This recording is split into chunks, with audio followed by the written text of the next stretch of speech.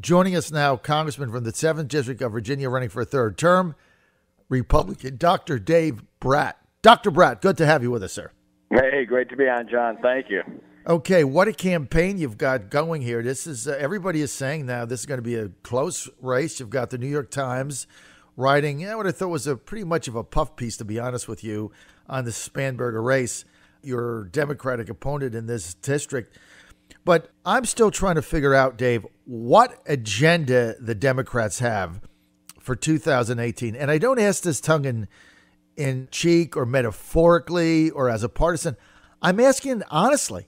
I mean, I'm trying to figure out what is the Democratic agenda if they take over the House in 2018, other than run up and down and saying, impeach Trump, he sucks. I mean, what are they actually running on to do? Do you have any idea? Well, yeah. I mean, the leftists, it looks like they're in charge. I've heard my opponent says she will absolutely not vote for Nancy Pelosi. And so that must mean that Pelosi is too conservative for her, which makes you scratch your head. I mean, that the only folks left, right, are very left progressive.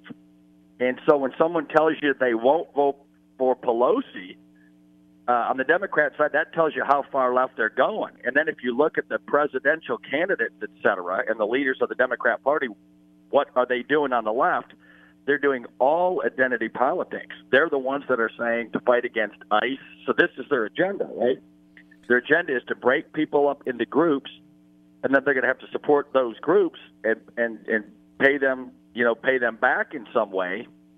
And that's no way to run an economy, right? They're just breaking people up into voting blocks and groups, opening borders, no ICE. If you ask them what's their economic plan on paper, they don't have it. And then they want to health care is their number one issue they're running on. That's their agenda. And so they want to end Medicare as you know it and provide, central health care for everybody. And the RTD, the Richmond Times-Dispatch, did a story on that. The simple basic numbers will cost $32 trillion for that plan. And if you ask my opponent or any Democrat how you're going to pay for that, they will not give you an answer because they cannot. And the paper said to pay for that, and this is 1/6 of the economy, right? So we're really talking about our economy here. Right. 1/6 of the economy to pay for $32 trillion more in services that the Democrats want. More government, total government running it, by the way. You've already lost your doctor and your health insurance company. You'd have to double the personal income tax and double the corporate rate tax. So, I mean, people have to let that sink in. Do you want your personal income taxes doubled and the corporate rate doubled? We just lowered rates and we're growing finally again. They want to double it. We'll be in an automatic depression, and I'm not exaggerating, right? That's economist Dave. If you did that, this economy would not go to recession. It would go to recession/depression. And the ultimate irony is I'm having mobile office hours all over the district now, right? We've had over 350 constituent visits this cycle. And now I'm meeting with independents, Democrats, Republicans, everybody, right? Anyone who wants to meet, I've met with them in 6 counties so far.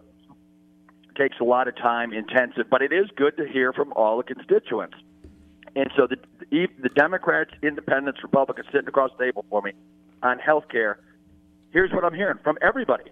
I've got one insurance company, I got a major prescription, and I cannot afford that prescription, and they won't offer me a choice. And so it's just heart-wrenching to hear what these people are going through. And then they say, my doctor says I should be doing this, and I can't do that because the insurance company won't cover what my doctor says should be done. And then I said, I'm working on a solution for exactly what you're talking about. I said, but I just got to tell you that that's the basic architecture of Obamacare or the Affordable Care Act. That's the essential features of what you're describing, and I did not want that for you. I wanted a lot of insurance companies, right? That's Adam Smith. That's what I preach every day. I want a large number of small firms duking it out. I do not want one giant firm because I know what will happen. They'll get captured by politics, and that's exactly what's happened. And that's what's happening across the economy. If you let the left go their way, you'll have huge banking, huge pharma, huge hospitals, huge health care, huge everything. And that's no way to run an economy. Well, not only would it cost $32 trillion, and I mean, if you're going to make a legitimate proposal like Bernie Sanders has, I mean, you have to say, how are you going to fund it? And you're right, all the taxes would have to get doubled. But the other thing is, if you expanded Medicaid for all, Medicaid only pays 40% of what private insurance pays to doctors, right? 40%. So that means that every doctor would have to now earn 40% of what they think is a fair market rate, which means that changes medicine in the U.S., Dave. I mean, you're an economist. That goes to rationing. That goes to fewer people entering the profession because the hours are longer, the pay less. That also means you get a revolving door where you go into the doctor's office and there's basically 18 people there and the doctor sees each for a minute. I mean, that's how Medicaid works. I'm not saying it's bad or good. It's, it's good people that some people have it. But the reality is it would ration medicine and it would change everything. And right. That, to me, I'm in favor of Bernie Sanders being able to promo his agenda, but I think he's got to be honest about what the ramifications are. And if, the U.S. people decide to choose that, then that's their right. We're a republic as we are. But I think as people got the facts to what this would mean, I don't think it would get the light of day anywhere. And it wouldn't even be a serious debate. Don't you agree? Right. Yeah, no, I do, and that's why the Democrats and the mainstream media don't help our cause at all. But they're also going around and I had a young couple come in, and I had several people look at me straight in the eyeball, and they said Republicans got rid of pre-existing conditions and cut my health care. And I said, we haven't done anything on health care. And the bill we had, the major we wanted to, the major bill we had would have lowered your premiums. And it would have, and I held up at my town hall where I couldn't speak for an hour and a half, and they were swearing at the pastor, and my opponent was in the front row of Team Spanberger in the front row, and she said she wants to bring a new tone to D.C. and just sat there and texted while everyone was doing this, no leadership whatsoever, right? And so that's the one thing I showed in that town hall. Pre-existing conditions stay. My opponent knows it. They all know it, and yet they're going around telling people just these false stories, right, that the Republican plan doesn't take care of pre-existing conditions. Of course it does. And then they go around with the same old tired scare tactics about Medicare cuts, Social Security cuts. There are no cuts to any of those programs, that's how they run the politics. And then it spills over into how they run their policy. They never take the time to put together any policies that help the country. And so I think with a growing economy, there is a blue wave. It's still sitting there, but it's fading day by day by day as this good economic news comes in. And that is just thrilling to see, right? I mean, African-American, Hispanic, Asian unemployment rates at their all-time lows, women unemployment rate all-time lows, kids out of college getting multiple job offers, wages start to go up, capital equipment, right? The economy grew at 4%, capital equipment up 7%. And what's that mean? Everyone says, well, this is just a one-time shot. No, it's not. If every small firm is growing on average 7% capital, that means capital is now at that firm in the hands of their employees, and it makes them more productive, and their wages go up, and that keeps the cycle going so that you want to hire more capital next time. And that's the capital investment is the number one indicator and cause of economic growth in every economic paper you ever read for the last 50 years. All right, so let's get this straight. So the Democrats who oppose the president's and the Republicans, and I'm going to call it the president's economic agenda, say that, this 4.1% growth, that was a one-shot deal because of people were buying soybeans and in the European Union or something, and it's going to get back down to 1 or 2%. Some economists are saying that the preceding quarter could hit 5 or 4.5 or 4.8. So why the Democrats' gloom and doom here? Well, that's what I'm getting at. They don't do policy. My opponent spent several $100,000 on TV already, right? Have you heard one policy yet? No. It's commercials about, changing the rhetoric, but you've seen the rhetoric at the town halls. the Democrats won't let you speak. That's the new rhetoric, apparently, that they want. And swearing at pastors during the prayer and et cetera. And so that's just exactly what I'm getting at. They have no policy ready to go, and so they get into this personal politics instead. And I think that the choice there is just very clear, and the Republicans have to get vocal about how big the choice in your life is going to be, right? On average, the average Virginia family is going to get over $2,000 back in just straight-up tax cuts without even considering future growth. And the major impact is what you just mentioned. That future growth that's coming outweighs everything, right? Because when your stock market is going up year after year after year, and the rate of interest you're getting in those accounts goes up over and over again, that's compound interest, and that makes all of a sudden college affordable again. That's what we used to have in place, where if you saved for 20 years, you could be confident America was there.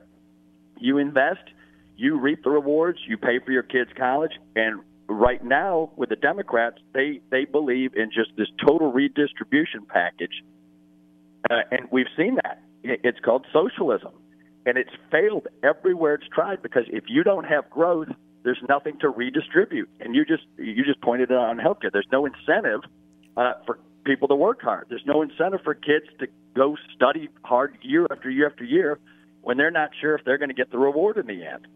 And America is built on that system where you better have that reward sitting there, because that incentivizes hard work, and that's who we've always been. And I have hope the average American still believes all of this, right? And so we're trying to make that dream come true.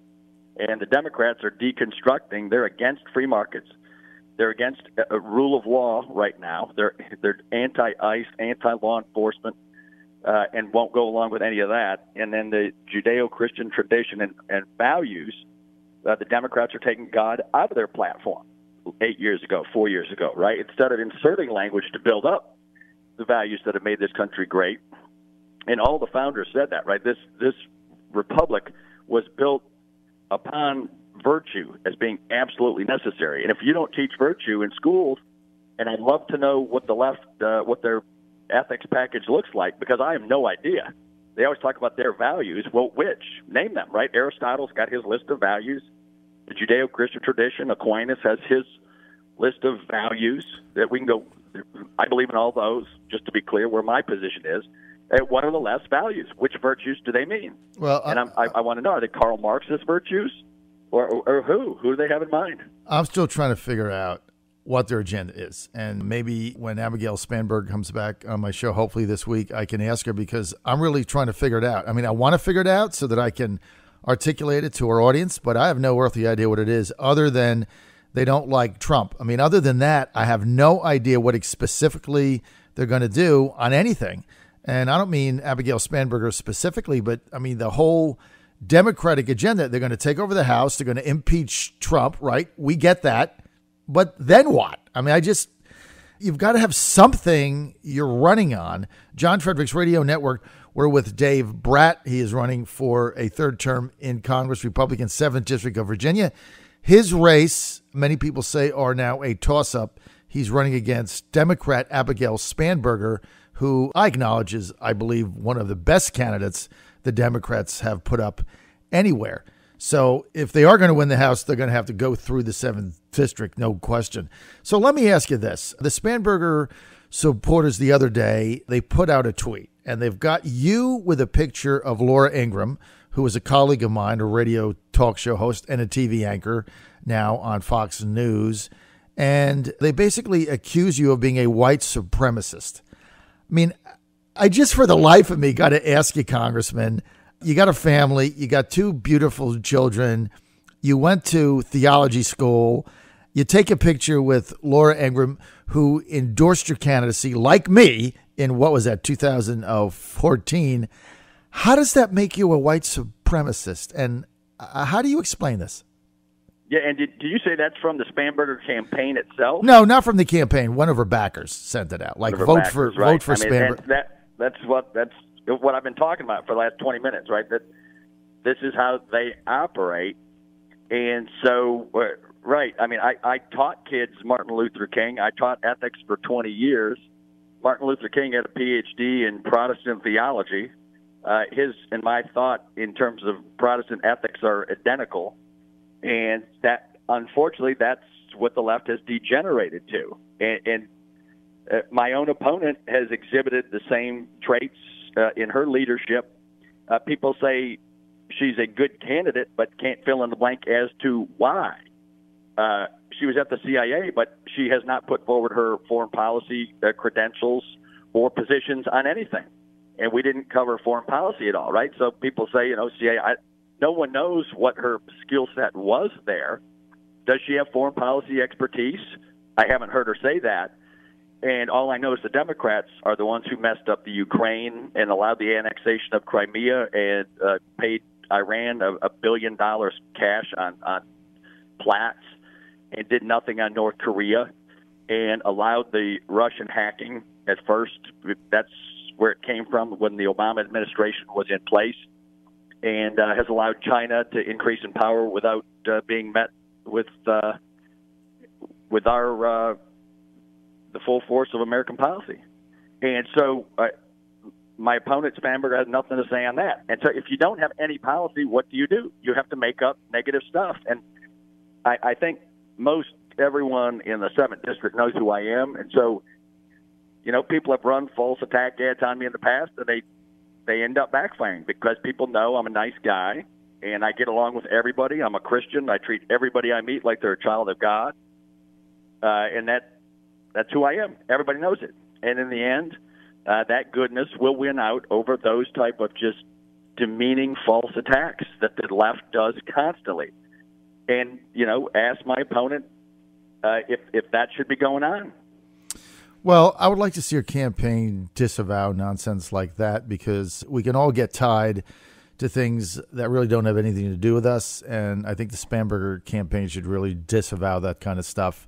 And they could make one clean statement on it, and that be the end of it. I'm going to ask you one more question, Congressman, and then we have to take off. And that's this. A couple people have said to me that have predicted your demise in the 7th District in November. And I said, well, the saving grace here is that Gillespie carried the district by 3, and that was the biggest blue wave you're ever going to find ever, I think, in my lifetime. So that gives me, that's why I'm still rating you the slight favorite. But 2 people said to me, yeah, but the difference is the Eric Cantor people voted for Gillespie. They're not going to vote for Dave because they want to see him get beat because he beat their guy. And I'm thinking to myself, what is that, 50 people? Is there any truth at all to that statement? No, you got a couple folks out there. I mean, the Washington Post goes out to the same 2 people every time, and it's what you just said. It's a company of 10 people. And I won by 15 points last time, and I beat Eric Cantor. I didn't run against Eric Cantor personally or anything. I just ran on policy in the Republican creed, and everybody knows that. So all the Cantor people came over to my side last time because I'm a solid Republican who votes for the Republican platform. I'm 100% Republican platform.